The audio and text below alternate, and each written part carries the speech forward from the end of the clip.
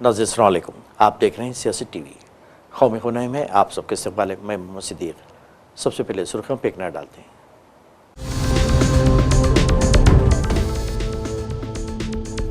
घर वापसी के हवाले से मोहन भागवत के बयान पर मौलाना अरशद मदनी के रद्दअमल के मौलाना बदरुद्दीन अजमल की हिमायत। कहा, बिलावजी की इश्तियाल अंगेज़ी बर्दाश्त नहीं की जाएगी।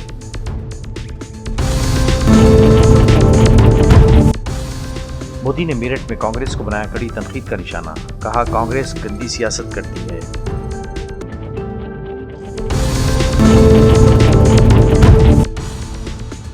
योगी ने उत्तर प्रदेश की रियासत को तबाह करके रख दिया। अखिलेश यादव की प्रेस कॉन्फ्रेंस। कहा, मजहब के नाम पर महज ढोंग रचा रहे हैं ये लोग।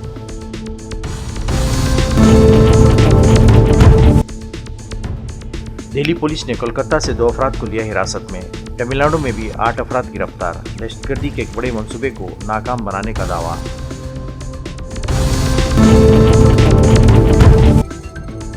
सलमान खान के वाली सलीम खान की हालत हनूज नाजुक। सरकर्दा बॉलीवुड सितारों की जानिब से इयादत का सिलसिला जारी।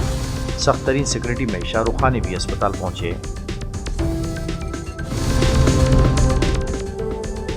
अब खबरों की तफसील पेश है।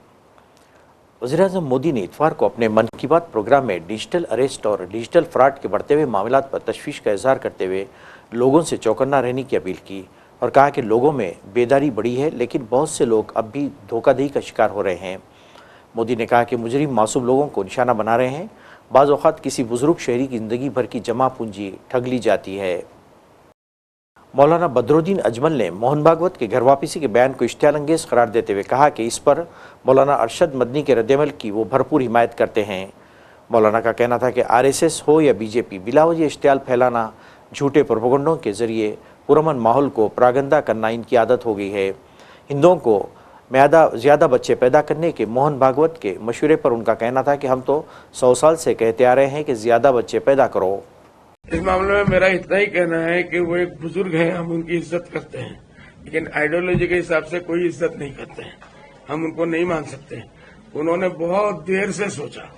हम लोग तो 100 साल से बोल रहे हिंदू भाइयों अपने बच्चे बढ़ाओ। उनका बोलना है हिंदू लोग खत्म हो जाएंगे। आज उनको ख्याल है 100 साल के बाद। हम लोग तो इतने साल से बोल रहे हैं, क्यों अमल नहीं किया? उसका कजा भी करो, नया वाला भी करो। 3 बच्चे नहीं, मैंने खुद देखा है अमेरिका में, लंदन में, बॉम्बे में, दिल्ली में, बंगलार में, बेंगलोर में क्या होता है, 2 बूढ़ा बूढ़ी है, एक ही बच्चा था, किसी एक्सीडेंट में बेचारा मर गया। इंसान मर सकता है। अब माँ बाप रो के क्या होगा? अब इस उम्र में बच्चा नहीं पैदा हो सकता। कम से कम 2 होता तो एक तो पानी पिलाता, एक तो माँ बाप का ख्याल रखता। 2 जहाँ है वहां भी प्रॉब्लम है। एक तो मर गया, या एक ने अमेरिका में शादी किया, एक लंदन में शादी करके 20 बच्चों को लेकर चला गया। अब बुढ़ा बुढ़ी घर में पड़े, उनका मर्डर होता है। नौकर लोग उनका मर्डर करते हैं, उनको घर में मुंह में पानी देने वाला कोई नहीं गिरता। तो ये चीज उनको बहुत पहले सोचना चाहिए था। इसलिए 3 नहीं, मैं तो बोलूंगा महात्मा गांधी से, मेरा रिक्वेस्ट है आप पूरे हिंदू समाज से 4 का अपील कीजिए, 4 का अपील कीजिए, ताकि वो सेफ रहे और बुढ़ापे में भी उनका सहारा कोई ना कोई बच्चा रहे, कि हम चाहते हैं। जहां तक बात रही घर वापसी की, तो हम ये कहते हैं भाई घर वापसी 1 साइडेड क्यों? लव 1 साइडेड तो अच्छा नहीं है। आप घर वापसी मुसलमानों के चाहते हो, मैं बोलता हूँ कुछ हिंदू भाइयों को भी तो घर वापसी कराओ। इनके बाप दादे पहले मुसलमान थे। आज हिंदुस्तान में लाखों हिंदू मुसलमान हुए, तो जो हिंदुओं के माँ बाप मुसलमान थे उनको भी घर वापसी का देना चाहिए। और पूरा दुनिया मान रहा है इस्लाम सबसे बड़ा धर्म है, कुरान सबसे बड़ा पवित्र ज्ञान है, तो उसको फॉलो करो ना, अच्छी चीज को फॉलो करो। इसलिए हम उनको इस मामले में मुबारकबाद देते हैं। घर वापसी होगा नहीं, उनका सपना है। हमारे मौलाना अरशद मदनी साहब ने कह दिया कि उनकी माँ ने दूध पिलाया तो हमारी माँ ने दूध नहीं पिलाएगा। मैं मौलाना अरशद मदनी साहब को, वो ऑल इंडिया प्रेसिडेंट है, मैं आसाम जमीयत उलमा का प्रेसिडेंट हूँ, 100% सपोर्ट करता हूँ। हम उनके साथ में जिएंगे, साथ मरकर मरेंगे साथ रहकर। सर, और एक देखा गया 16 तारीख को अभी राज्यसभा का जो इलेक्शन होने वाला है, तो AITF का स्थिति क्या रहेंगे? कौन सा पार्टी आप लोग का तरफ से? देखो, AITF ने हमने 5-6 मरतबा कांग्रेस को दिया, ऑन रिकॉर्ड हमने उनको लेटर दे दिया, वीडियो फुटेज भेजा। अब वो नहीं चाहते हैं कि, क्योंकि उनका हेमंत विश्व शर्मा के साथ पैक्ट हो चुका है। 3रा सीट भी हेमंत को वो देना चाहते हैं। उसके लिए कितना करोड़ का सौदा हुआ आई डोंट नो, लेकिन सबसे बड़ी बात है, जब कांग्रेस वाले अजमल को नहीं देंगे और बीजेपी सीट लेके जाएगी, क्या मुंह लेके जाएंगे आसाम वालों के सामने? क्या चेहरा दिखाएंगे? शर्म नहीं आएगी? डूब के मरना चाहिए। फिर भी हमने कहा कोई बात नहीं, हम बैकफुट पे आते हैं। आसाम के ओवरऑल उसके लिए हम लोग नाम देंगे। 3 नाम हमने दिया। एक डॉक्टर हरेन गोहाईकर साहब का नाम दिया, एक अजीज हमारे हाफिजदास चर्चापरी का सब जानते हैं, तीसरा एक नाम गुवाहाटी यूनिवर्सिटी के कोई मुस्लिम प्रोफेसर थे, उनका नाम मैं लेके बता दूंगा। हम उनको देंगे। अगर कांग्रेस वाकई चाहती है कि बीजेपी को तीसरा सीट ना जाए तो हमको सपोर्ट करेगी। आपका पार्टी और कांग्रेस इसको भी सपोर्ट नहीं करेगी, मुझे मालूम है, इसलिए कि उनका हेमंत बिश्व शर्मा के साथ तीसरा सीट के लिए लेन देन हो चुका है। वज़ीर-ए-आज़म मोदी ने दिल्ली तक मेरठ के लिए तेज़ रफ्तार ट्रेन के इफ्तिताह के बाद मेरठ में एक जलसेआम से खिताब करते हुए कांग्रेस को कड़ी तनकीद का निशाना बनाया। मोदी का कहना था कि कांग्रेस की पूरी सियासत से मोदी नफरत की बुनियाद पर चलती है। इन्होंने इल्ज़ाम लगाया कि कांग्रेस ने AI समिट पर भी गंदी सियासत की है। इन्होंने दावा किया कि इनकी हुकूमत यूपी को तरक्की की नई बुलंदियों पर ले जा रही है। उनका कहना था कि हिंदुस्तान अब दुनिया का तीसरा बड़ा मेट्रो नेटवर्क वाला मुल्क बन गया है। लेकिन कांग्रेस और इसके इकोसिस्टम ने क्या किया? साथियों, कांग्रेस ने भारत के एक वैश्विक आयोजन को अपनी गंदी और नंगी राजनीति का अखाड़ा बना दिया।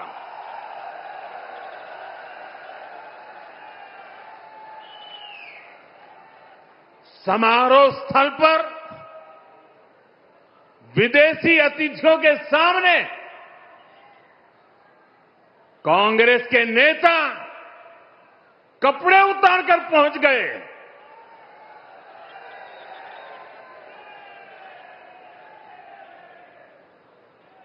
मैं कांग्रेस वालों को पूछता हूं, देश तो जानता है आप पहले से ही नंगे हो, फिर कपड़े उतारने की जरूरत क्या पड़ी?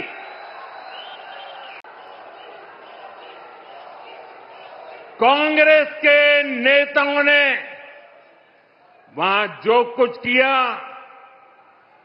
वो दिखाता है कि देश की सबसे पुरानी पार्टी वैचारिक रूप से कितनी दिवालिया हो गई है, कितनी दरिद्र हो गई है। साथियों, कोई कल्पना नहीं कर सकता। हम तो वो लोग हैं जो गांव में किसी के यहां शादी ब्याह होता है तो पूरा गांव उसे सफल बनाने में जी जान से जुट जाता है, ताकि मेहमान गांव की एक अच्छी छवि लेकर जाएं।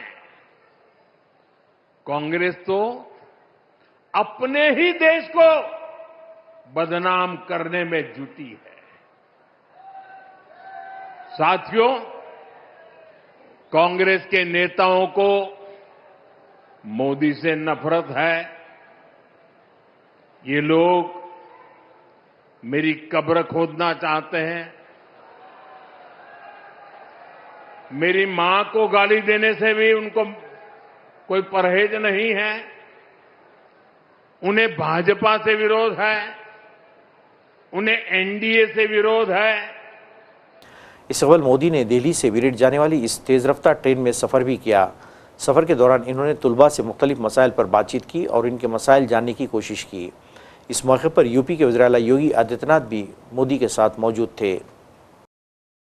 उधर लखनऊ में एक प्रेस कॉन्फ्रेंस के दौरान समाजवादी सरबराह अखिलेश यादव ने योगी को कड़ी तनकीद का निशाना बनाया और कहा कि मजहब के नाम पर योगी ने पूरी रियासत को तबाह करके रख दिया है।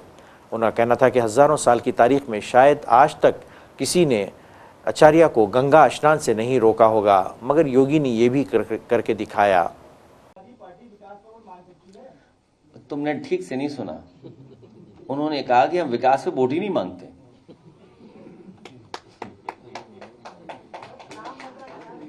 उन्होंने अभी मैं एक अखबार में पढ़ रहा हूँ, इधर 2 दिन से देख रहा हूँ कि गोमती को लेकर के बड़ी सीरियस टॉक और डिस्कशन हो रहा है अखबारों में। एक अंग्रेजी अखबार में मैं तस्वीर देखता हूँ, बड़े बड़े ज्ञानी लोग, जानकार लोग गोमती को लेकर के चिंतित हैं कि गोमती को कैसे जिंदा किया जाए। ये हमारे वेस्टर्न यूपी के लोग हैं, ये जानते होंगे कि नदियाँ कितनी खराब हो गई हैं। उन नदियों के खराब होने से, इंडस्ट्रियल वेस्ट जाने से, सीवेज जाने से न जाने कितने लोग बीमार हो रहे हैं, कैंसर हो रहा है, स्किन डिजीज हो रही हैं या अन्य बीमारियां आ रही हैं। तो जो व्यवस्था हम लोगों ने शुरू की थी हिंडन नदी को साफ करने की, काली नदी साफ हो जाए, आपकी गोमती पे एक एग्जाम्पलरी काम था, वरुणा साफ हो जाए, लेकिन सरकार ने उन सबको काम रोका है। पर्यावरण और एनवायरनमेंट से उन्हें कोई लेना देना नहीं है। ये विकास से बहुत नफरत करते हैं। विकास हम ढूंढ ही नहीं पा रहे, विकास है कहां इनकी सरकार में। और ये जो धाराएं बनाते हैं, ये धाराएं, ये पाइपलाइन जो बिछा रहे हैं, जो अंडरग्राउंड पाइपलाइन बिछा रहे हैं, ये भ्रष्टाचार की पाइपलाइन बिछ रही है। आपने देखा नहीं, पानी की टंकी भ्रष्टाचार का बाहर नहीं सह पा रही है। पानी भरिए, टंकियां फट जा रही हैं। बताइए, भ्रष्टाचार दिखाई दे रहा है। बुंदेलखंड से सीधी पाइपलाइन आ रही है लखनऊ, वेस्टर्न यूपी से भी आ रही है किसी और चीज की पाइपलाइन सीधी यहीं पर। और जापान जा रहे हैं, क्योटो नहीं जा रहे। बताइए आप, देश के प्रधानमंत्री ने कहा कि बनारस को हम क्योटो बनाएंगे। कम से कम ये जाएं और अफसोस करेंगे कि 10 साल में इन्होंने क्या काम करना था, क्या काम नहीं कर पाए। ये पानी दे दो आपको यार। तो आप सोचिए, क्योटो बनना था, क्योटो। और बुलेट ट्रेन 1 लाख करोड़ की सैंक्शन हुई थी, अब 2 लाख करोड़ की हो गई है।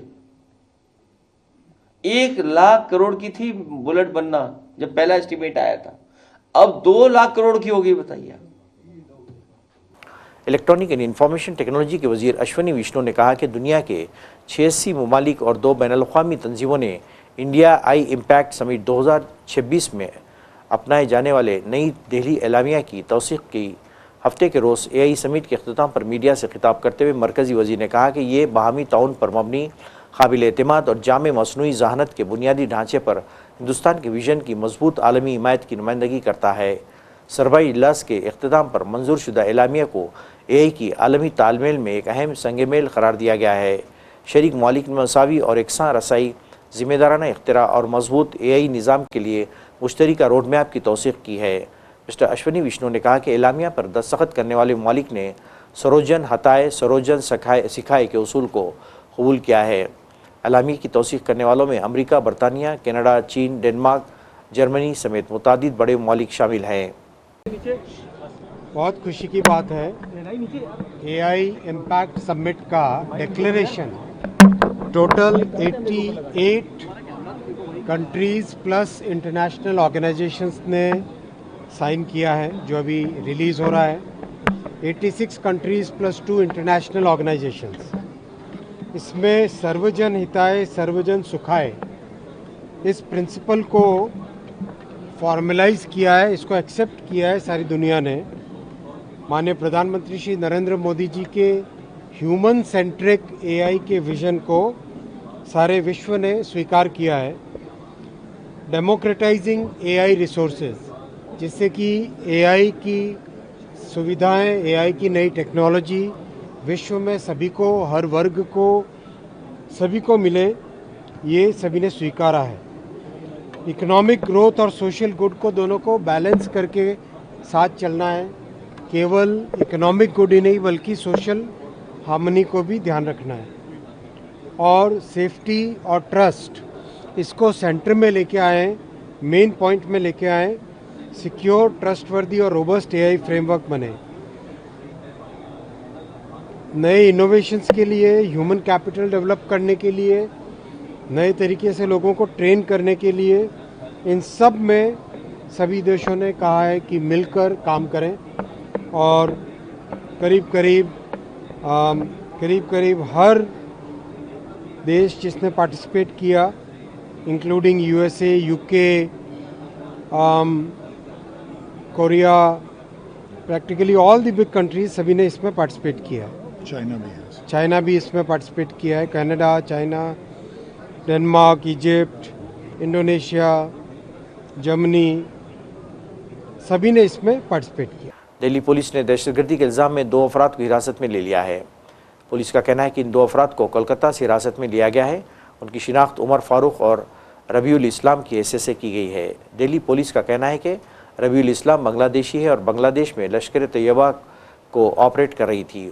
दिल्ली पुलिस के मुताबिक इन्होंने एक बड़े दहशतगर्दाना हमले का मंसूबा बनाया था और इसी सिलसिले में इन्होंने दिल्ली में मुख्तलिफ मेट्रो स्टेशनों के पास मुल्क मुखालिफ और पाकिस्तान हामी पोस्टर लगाए थे। इसी की बुनियाद पर उनकी निशानदेही की गई और फिर कोलकाता से उन्हें हिरासत में ले लिया गया। दिल्ली पुलिस का कहना था कि इस सिलसिले में तमिलनाडु से भी 8 मुश्तबा अफराद को हिरासत में ले लिया गया है। एक टीम जिसको लीड डीसीपी अमित कौशिक कर रहे थे और इनके साथ इंस्पेक्टर धीरज और इंस्पेक्टर सुनील जो मेरे साथ बैठे हैं, ये डायरेक्टली इसको टीम को लीड कर रहे थे। इन्होंने एक मॉड्यूल बस्ट किया है जो कि एक लश्कर का हैंडलर बांग्लादेश से बैठ के हैंडल कर रहा था और किसी बड़ी अनहोनी घटना को प्रिवेंट कर लिया गया है। बैकग्राउंड केस की ये है कि 7 फरवरी को दिल्ली के कश्मीरी गेट मेट्रो और आसपास के कुछ मेट्रो स्टेशंस पे पिलर्स पे एंटी नेशनल पोस्टर्स फिक्स कर दिए गए थे, जो कि मेट्रो CISF ने नोटिस किया और मेट्रो पुलिस के नोटिस में लेके आए दिल्ली पुलिस की जो मेट्रो यूनिट है। मेट्रो यूनिट ने बहुत अच्छी कार्रवाई करते हुए त्वरित उनके जो DCP मेट्रो कुशल पाल सिंह हैं और SHO अजय हैं, इन्होंने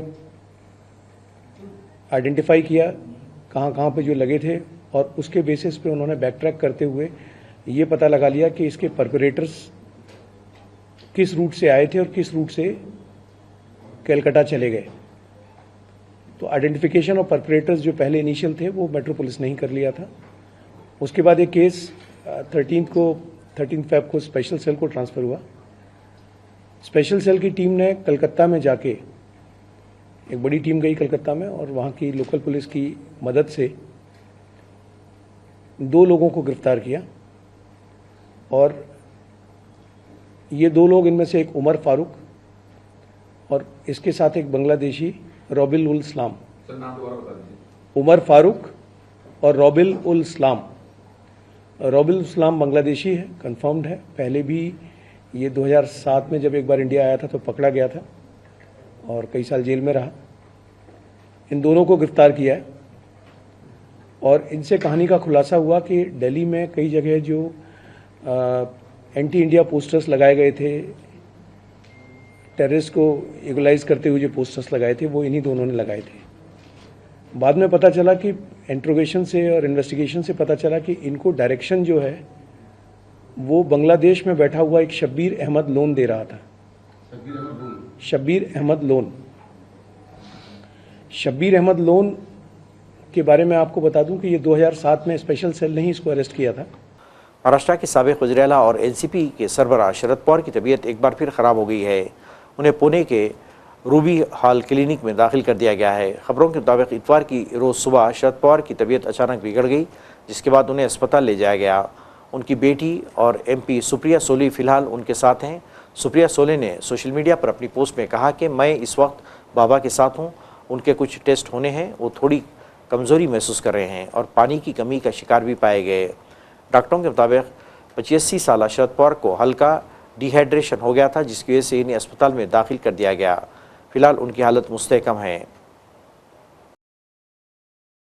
सलमान खान के वाली सलीम खान की हालत हनूस नाजुक है और वो लीलावती अस्पताल में ज़ेर इलाज हैं। सलीम खान की इयादत के लिए बॉलीवुड के सरकर्दा सितारे अस्पताल पहुंच रहे हैं। गुज़िश्ता रोज़ संजय दत्त ने अस्पताल पहुंचकर सलीम खान की इयादत की थी और आज शाहरुख खान सलीम खान की इयादत के लिए सख्त तरीन सिक्योरिटी में अस्पताल पहुंचे। नाज़रीन, आखिर में सुर्खियों पे कॉर्नर।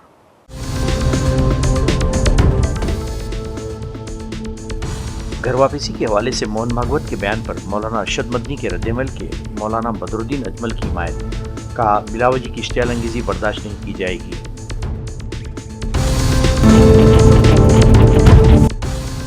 मोदी ने मेरठ में कांग्रेस को बनाया कड़ी तनकीद का निशाना, कहा कांग्रेस गंदी सियासत करती है।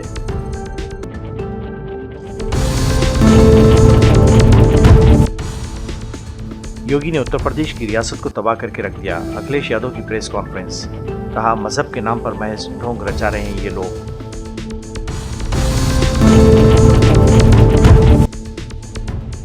दिल्ली पुलिस ने कोलकाता से 2 अफराद को लिया हिरासत में, तमिलनाडु में भी 8 अफराद गिरफ्तार, दहशतगर्दी के एक बड़े मंसूबे को नाकाम बनाने का दावा।